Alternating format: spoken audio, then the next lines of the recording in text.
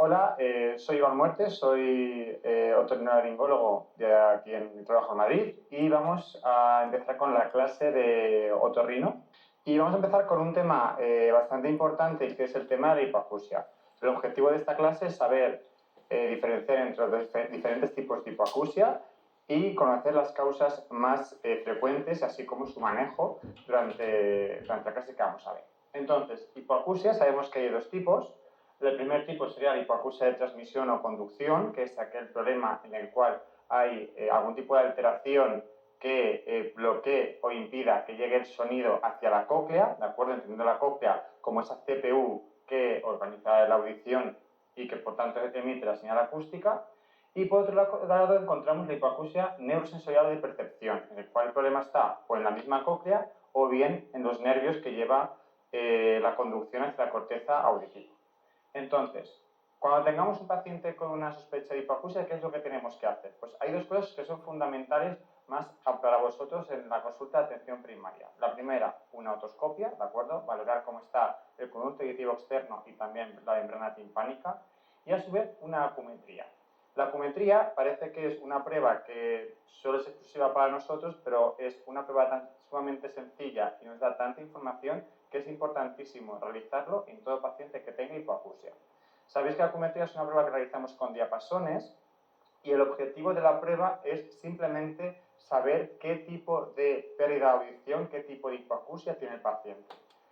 La otra prueba que está orientada para saber cuánto oye un paciente sería una audiometría, que no estaría dentro de las cosas que vamos a ver en este tema. Entonces, vamos a repasar rápidamente cómo serían los diferentes tipos de acumetría a la hora de valorar a un paciente con hipoacusia. Hay dos pruebas fundamentales, hay muchísimos tipos de pruebas de acumetría, pero dos que son extremadamente importantes. Una es el RINE y otra es el Weber. El RINE es una exploración monoaural, la realizamos solo en un oído, por tanto en un paciente tenemos que realizar dos RINEs, ¿de acuerdo? Y la complementamos con el Weber, ¿de acuerdo? Y vamos a explicar un momento lo que es el RINE. El RINE, como he dicho, es una exploración monoaural y lo que hacemos es comparar cómo oye el paciente por vía aérea con respecto a cómo oye el paciente con vía ósea. Y es muy sencillo. Le hacemos vibrar a un diapasón, que es este instrumento que tenemos en la diapositiva, y lo ponemos por delante de la vía aérea. Si el paciente lo oye, nos dirá que está oyendo la audición. Entonces, en este momento lo que hacemos es apoyar el diapasón justo en la mastoides para explorar la vía ósea. Lo normal, lo que todos esperamos, es que el paciente oiga mejor por vía aérea que por vía ósea. ¿Por qué? Porque es la audición normal, ¿de acuerdo? Vía aérea mejor que vía ósea, es decir, todos nos comunicamos por vía aérea, ¿de acuerdo? Si la vía ósea fuese la efectiva, la eficaz, pues tenemos que pegar nuestras mastoides entre nosotros, que sería raro, ¿de acuerdo? Cuando el paciente oiga mejor por vía aérea que por vía ósea, se considera que el RINE es positivo. ¿Qué ocurriría si hay algún problema en la transmisión del sonido? En este caso, si el paciente oyera mejor por vía ósea que por vía aérea, ¿de acuerdo? Esto no es lo normal y por tanto consideramos la prueba de RINE una prueba de RINE negativa. El RINE no es una prueba que podamos hacer única y exclusivamente para conocer el tipo de hipoacusia. Ya hemos dicho que es muy importante apoyar esta exploración con la prueba de Weber.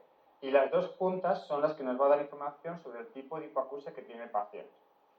La prueba de Weber, en este caso es una prueba biaural, ¿de acuerdo? Con una misma exploración exploramos los dos oídos y se basa en la frase de ¿qué oído oye más? ¿Cómo lo realizamos? Lo mismo, con el mismo diapasón, ponemos el diapasón vibrando y lo apoyamos en el centro del cráneo, ya sea a nivel de la frente o mucho más sensible, que es mordiendo el diapasón. Entonces, lo único que tenemos que decir al paciente es que en qué oído está oyendo más el ruido, ¿de acuerdo? Si el paciente te dice que lo oye por los dos por igual, se considera que es un Weber indiferente. No sabe decirnos si lo oye mejor por un oído que por otro. Pero puede ocurrir que el paciente nos diga que se lateraliza o bien hacia el oído enfermo, hacia el oído problema por el que acude a la consulta, o bien se esté lateralizando hacia el oído sano, hacia el oído por el cual no tiene ningún tipo de problema. Si juntamos todo lo que hemos visto hasta ahora, podemos diferenciar los tres tipos o tres panoramas con respecto a la preaudición de los pacientes.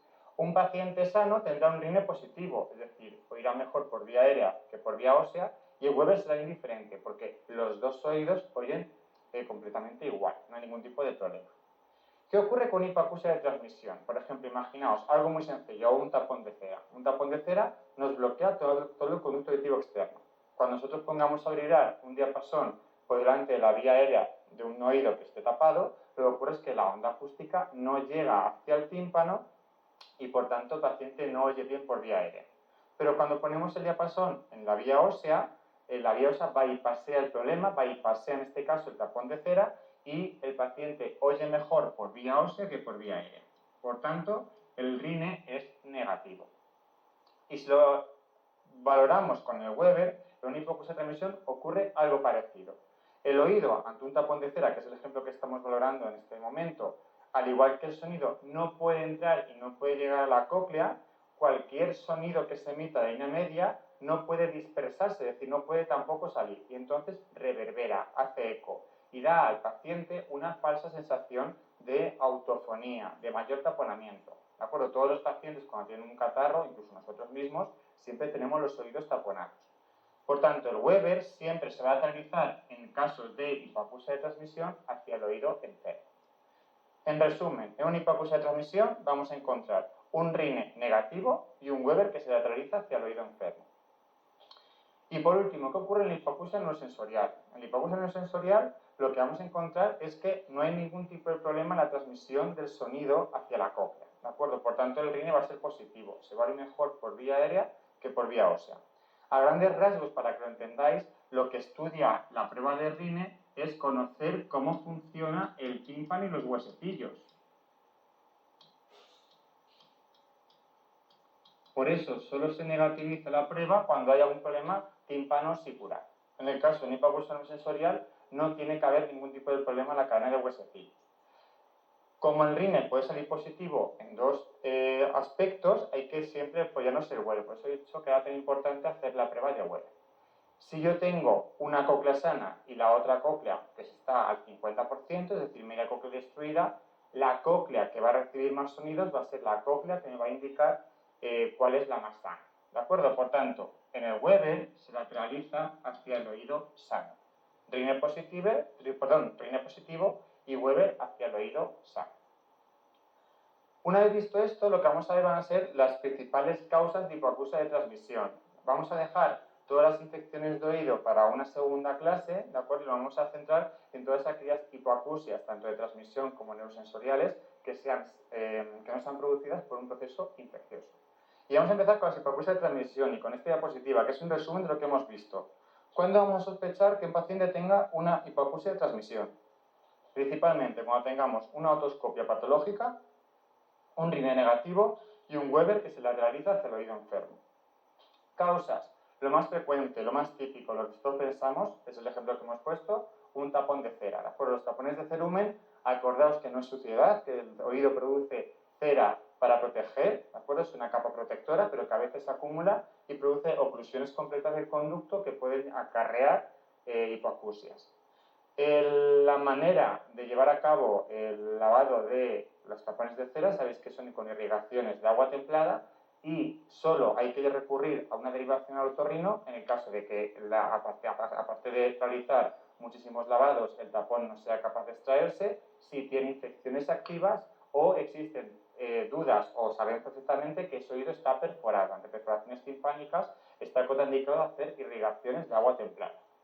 Por otro lado, tenemos otros cuerpos extraños que son un poquito más especiales. Por ejemplo, los tipos de cuerpos extraños inanimados, como tenéis en la imagen, que es una espuma de un parvulario, ¿de acuerdo?, que se meten los niños en el oído, o cuerpos extraños animados, que pueden ser insectos, ¿de acuerdo?, que se pueden introducir en el oído y que antes de llevar a cabo una extracción habría que llevar a cabo matar al animal a través de ahogamiento con aceite o con agua para que, si está adherido al tímpano, a la hora de extraerlo no se dañe.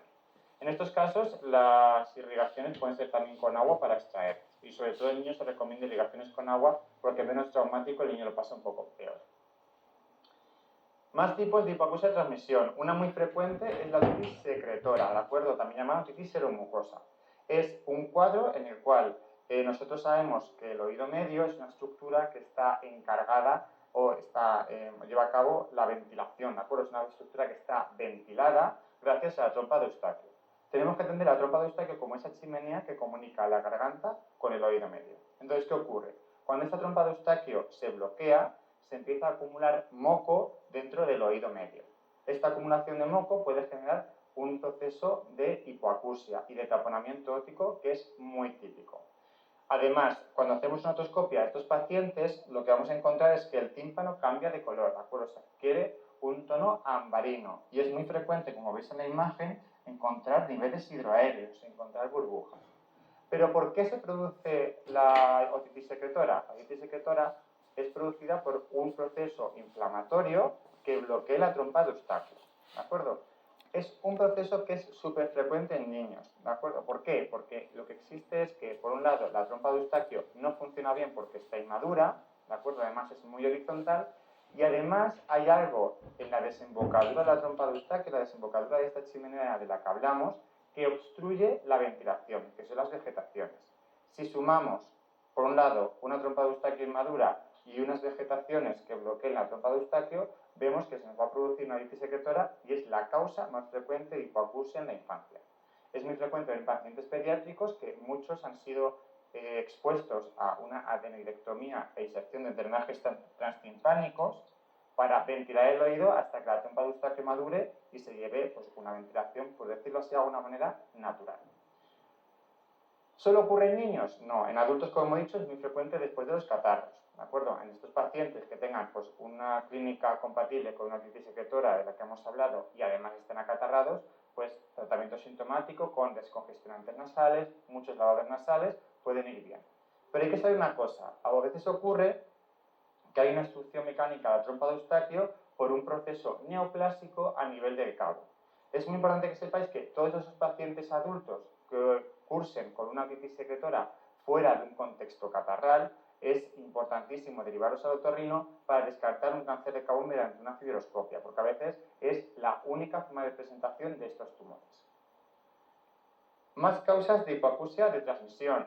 La autoesclerosis. La autoesclerosis es una enfermedad que es bastante relevante, ¿de acuerdo? Y tiene una historia clínica que es bastante típica. La autoesclerosis es una enfermedad en la cual se produce una fijación de los huesos del oído medio, de los huesecillos, en concreto del estribo. Y hace que, como el hueso está fijo, no se transmita el sonido hacia la ventana oval y, por tanto, hacia la cóclea.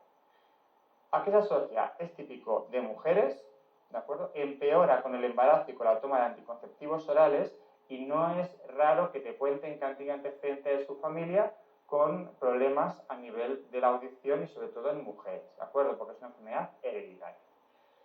Hemos visto al principio que hemos hablado de que la hipoacusia de transmisión se caracterizará por una autoesclerosis patológica. Pues en el caso de la autoesclerosis es la única hipoacusia de transmisión que van a encontrar con un tímpano normal.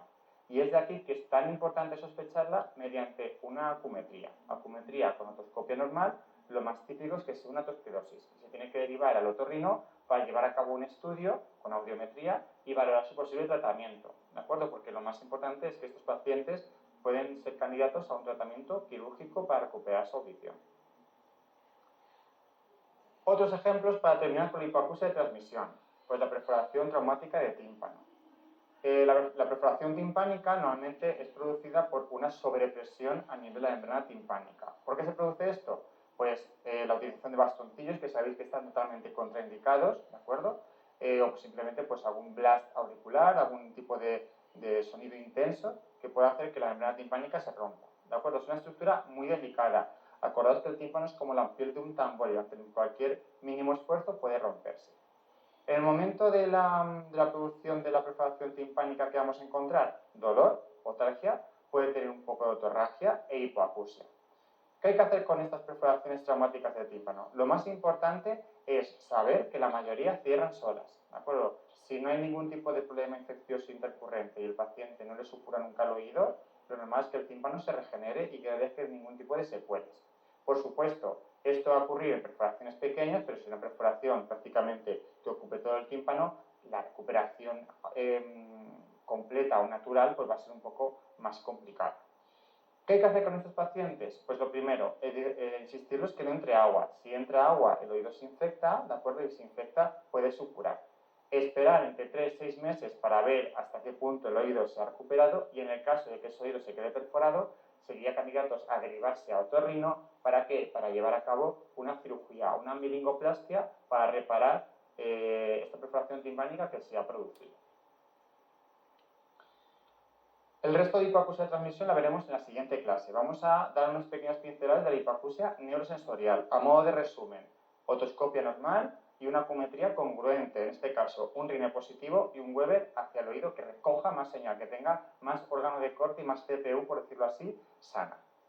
Entonces, vamos a hablar de un tema que en las diapositivas que estáis viendo viene muy explicado, pero lo vamos a resumir al máximo posible, porque lo preguntan mucho en muchos exámenes de los que estamos preparando, ¿de acuerdo? ¿Y qué es la sordera súbita? La sordera súbita es una urgencia. La sordera súbita puede llevar a cabo problemas importantes al paciente en cuanto a una hipoacusia mantenida neurosensorial que tiene difícil solución. ¿Cómo definimos sordera súbita? Pues es aquella hipoacusia neurosensorial que se establece de manera súbita, ¿de acuerdo? Que no conocemos muy bien la causa y que lo vamos a ver dentro de un cuadro sin ningún tipo de correlación otológica, es decir, tiene una otoscopia normal, no tiene otalgia, etcétera, y que se acompaña en algunos momentos de acúfeno o vértigo, ¿de acuerdo? Hablando en plata, para que lo entendáis, es una sordera que se establece en muy poquito tiempo y de repente, que puede llegar incluso a una sordera completa del oído, y que hay que diagnosticarla de manera pronta para llevar a cabo un tratamiento correcto. ¿Cómo es ese diagnóstico? Con una audiometría. Sé que no se disponen de audiometrías en la mayoría de centros de salud, pero ¿qué podemos hacer nosotros, los médicos de cabecera, para llevar a cabo un buen diagnóstico de esa sordera súbita? Sobre todo en pacientes, los tips que tenéis que tener claros, pacientes con una sordera de poca evolución, es decir, con una hipoacusia que ha aparecido en 2-3 días, con otoscopia normal y una acumetría congruente con hipoacusia neurosensorial. Si tenemos estos 3 ítems, tiene que ser derivado a urgencias de manera urgente, ¿de acuerdo? Para programar lo antes posible una audiometría y confirmar el diagnóstico de sordera súbita. ¿Por qué se produce esto? Nosotros decimos a los pacientes que la sordera súbita es una inflamación en el nervio auditivo que hace que de repente se pierda audición, ¿vale? No tenemos muy claro por qué se producen este proceso. La mayoría de las causas son idiopáticas, ¿de acuerdo? Es decir, no sabemos muy bien qué relación tiene la sordera súbita en el paciente, pero se ha visto que perfiles de autoinmunidad son bastante frecuentes en estos pacientes, pacientes que en un futuro desarrollen una enfermedad de Meniere pueden debutar con una sordera súbita, fenómenos vasculares, por supuesto, isquémicos, una isquemia arterial laberíntica puede generar una sordera súbita o simplemente una cocleitis viral. Como he dicho, es súper importante, y esto es la parte más importante para vosotros, es sospecharla y conocer que existe esta entidad diagnóstica.